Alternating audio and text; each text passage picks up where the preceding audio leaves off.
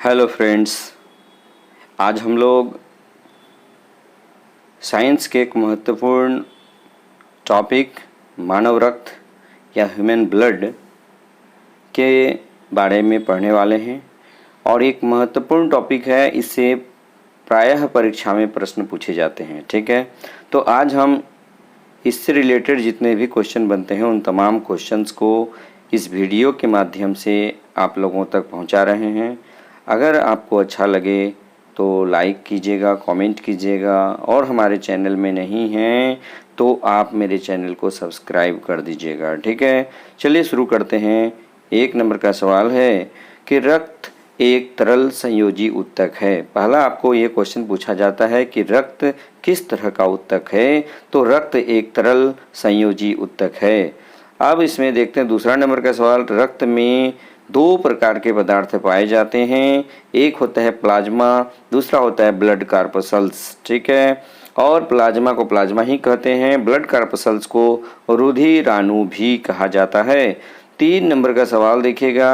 मानव रक्त में रक्त की मात्रा शरीर के भार का लगभग 7% होता है और रक्त एक क्षारीय विलयन है। इसका पीएच मान 7.4 होता है। ये बहुत बार परीक्षा में पूछा जा चुका है कि रक्त का क्षारीय विलयन जो होता है, रक्त एक क्षारीय विलयन होता है जिसका पीएच मान कितना होता है, तो इसका पीएच मान 7.4 होता है। ठीक है, 5 नंबर का सवाल देखिएगा। एक वयस्क मनुष्य में औसतन 5 से 6 लीटर रक्त होता है। 6 नंबर में देखिएगा, महिलाओं में पुरुषों की तुलना में ½ लीटर रक्त कम होता है, यानी कि 5 से 6 लीटर होता है तो इसमें 4.5 से 5.5 लीटर तक रक्त पाया जाता है महिलाओं में। ठीक है, अब हम लोग देखते हैं ये जो रक्त में 2 प्रकार के पदार्थ प्लाज्मा और ब्लड कार्पसल्स पाया जाता है। अब हम लोग प्लाज्मा के बारे में थोड़ा बात कर लेते हैं।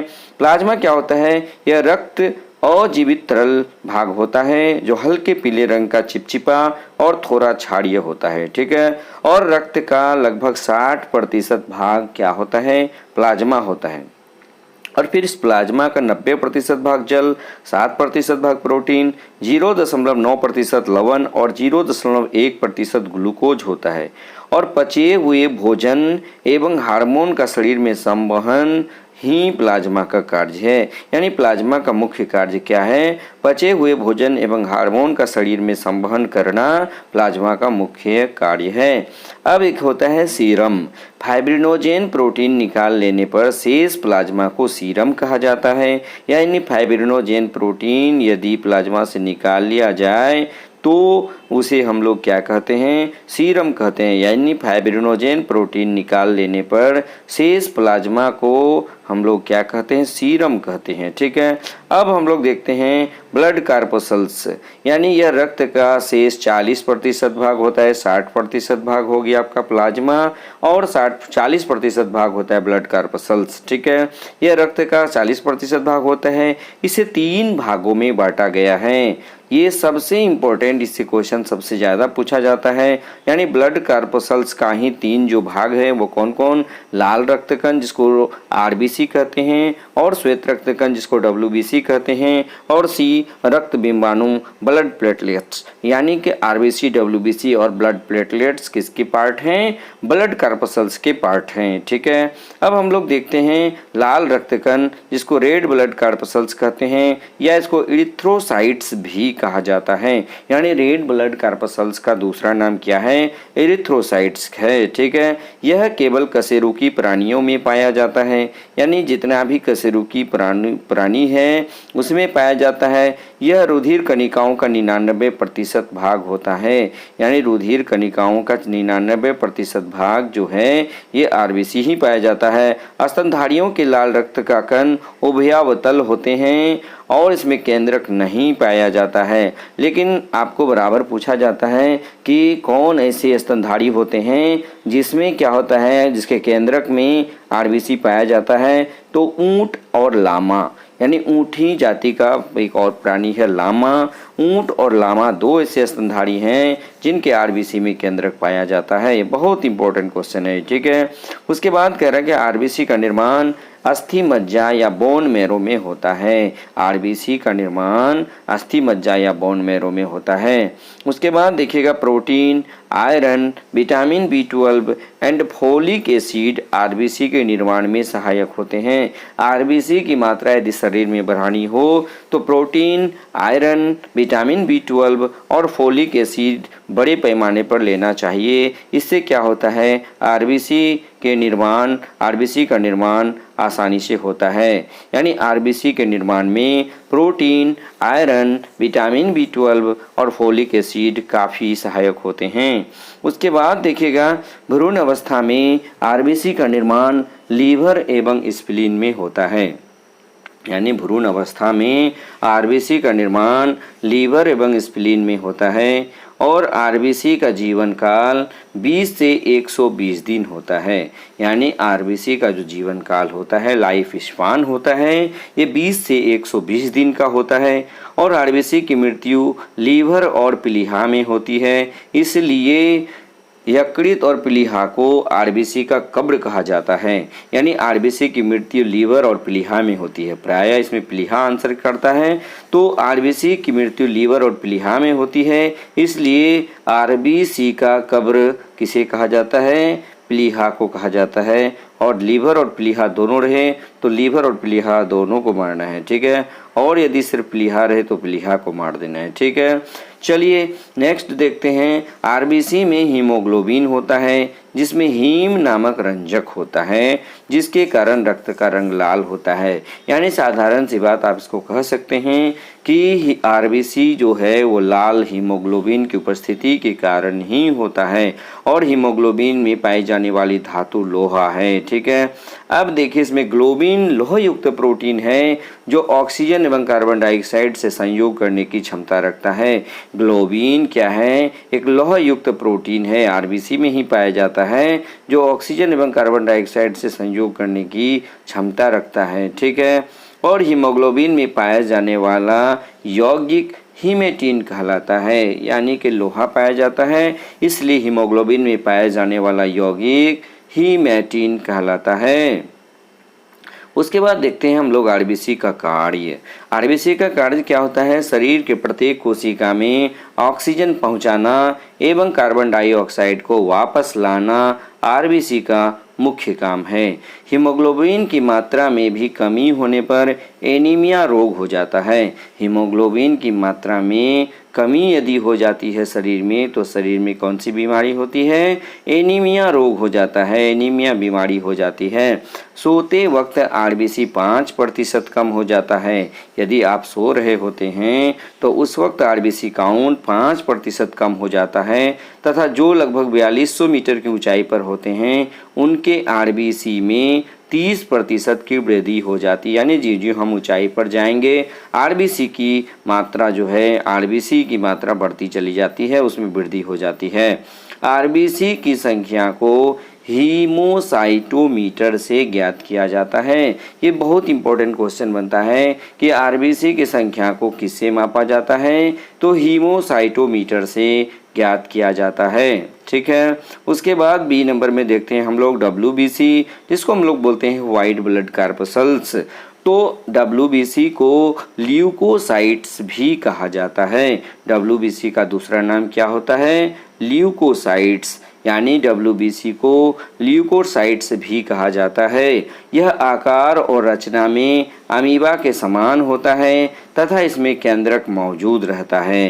यानी WBC में ऑलरेडी केंद्रक मौजूद रहता है। इसका निर्माण अस्थि मज्जा, लिम्फ नोड और कभी कभी लीवर एवं प्लीहा में भी होता है, ठीक है।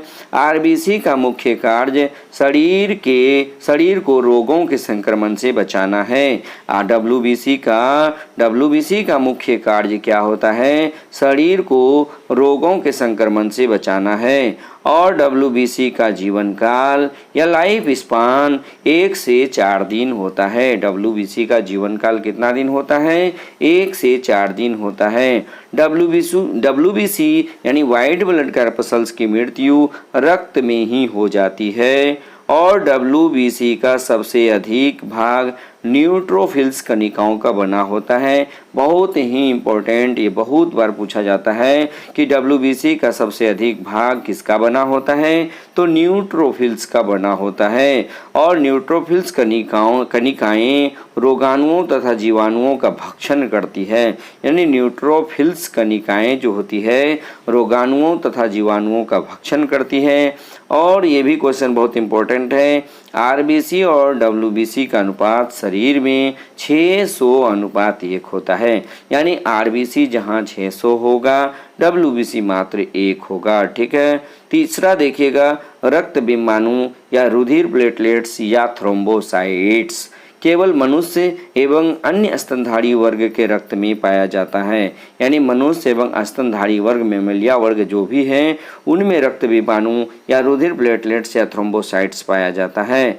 और इसमें केंद्रक नहीं होता है, रक्त विमाणु में केंद्रक नहीं होता है। इसका निर्माण अस्थि मज्जा में होता है। इसका निर्माण कहाँ होता है, यानी थ्रोम्बोसाइट्स का निर्माण अस्थि मज्जा में होता है। इसका जीवन काल 3 से 5 दिन का होता है, यानी इसमें भी हम लोग देखते हैं इसका जीवन काल कितना होता है, 3 से 5 दिन का होता है। इसकी मृत्यु प्लीहा या स्प्लीन में होती है। और इसका मुख्य कार्य है, इसका मुख्य कारण रक्त का थक्का या ब्लड क्लॉटिंग बनाने में मदद करना। इसका मुख्य कारण नहीं, इसका मुख्य कार्य रक्त का थक्का या ब्लड क्लॉटिंग बनाने में मदद करना है। और इसमें नोट एक बात याद रख लीजिएगा कि डेंगू ज्वर के कारण मानव शरीर में प्लेटलेट्स की कमी हो जाती है। डेंगू ज्वर के कारण जो है मानव शरीर में प्लेटलेट्स की कमी हो जाती है। आपको पूछा जा सकता है कि डेंगू हो जाने के कारण मानव शरीर में कौन सा पार्ट घट जाता है, कौन सा कण घट जाता है, तो प्लेटलेट्स की कमी हो जाती है। अब हम लोग देखते हैं ब्लड के कार्य, यानी रुधिर के कौन कौन से कार्य हैं, इसको हम लोग देख लेते हैं। तो शरीर के ताप का नियंत्रण तथा शरीर को रोगों से रक्षा करना, यानी शरीर के ताप का नियंत्रण ब्लड ही करता है तथा शरीर को रोगों से रक्षा करना ये भी ब्लड का काम है। और शरीर के वातावरण को अस्थायी बनाए रखना तथा घाव को भरने में मदद करना ये भी रुधिर का प्रमुख काम है। और रक्त का थक्का बनाना ये भी ब्लड का काम है। ऑक्सीजन, कार्बन डाइऑक्साइड, पचा हुआ भोजन, उत्सर्जी पदार्थ एवं हार्मोन का संवहन करना भी ब्लड का मुख्य काम होता है। लैंगिक वर्णन में सहायता करना तथा विभिन्न अंगों के मध्य सहयोग स्थापित करना भी ब्लड का मुख्य काम है। अब इसमें हम लोग देखते हैं ब्लड क्लॉटिंग या रक्त का थक्का बनना, यार नहीं, यहाँ पर क्या होगा, या है ना, यानी ब्लड क्लॉटिंग या फिर क्या होता है, रक्त का थक्का बनना। अब रक्त का थक्का बनना एक जटिल प्रक्रिया है। इसके बनने के दौरान होने वाली 3 महत्वपूर्ण प्रतिक्रिया होती है।